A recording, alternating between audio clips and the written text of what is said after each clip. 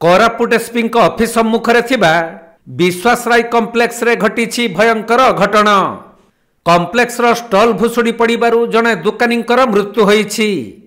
तेबे stall T भुसुड़ी पड़ुथबार देखि दुकान भितर थिबा ग्राहक और दुकान कर्मचारी बाहर को बाहरी आसीथिले भी दुकानर मालिक पी लोकनाथ पात्र भितरे फसी जाइथिले। खबर पाई संगे संगे अग्निशम विभाग और ओड्राफ टीम पहुंची उद्धार कार्य जारी रखिथिले।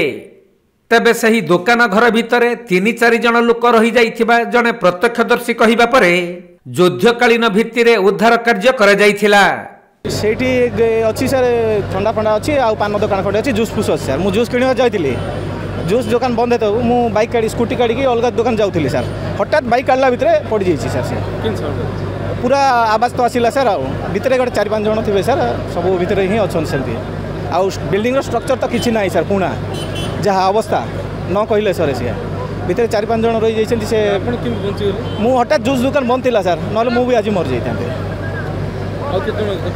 हाँ ग्राहक जड़े 2 जन थे सर आउ अनर 2-3 जन थे हाराहारी 4-5 जन मोटामोटी भितर अच्छा सर मु दौड़देली सर। तेबे उद्धार कार्य अग्निशम ओड्राफ संधानी कुकुर रेलवे उद्धारकारी टीम और 4टी जेसीबी मेसिन नियोजित होइथिबा बेले दुकान भितर फसी रही जाइथिबा मालिक पी लोकनाथ पात्र को उद्धार करा जाई कोरापुट शहीद लक्ष्मण नायक मेडिकल को निया जाइथिले भी डाक्तर तांको मृत घोषणा करिसंती।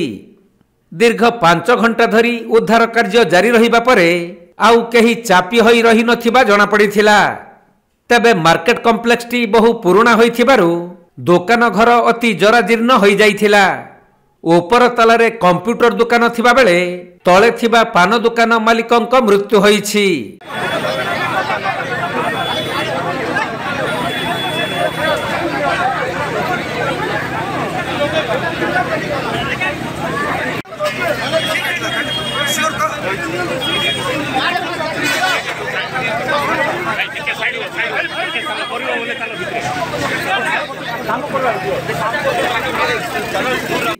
कोरापुट जिला लक्ष्मीपुर संजय कुमार पाणी रिपोर्ट कोणार्क लाइव।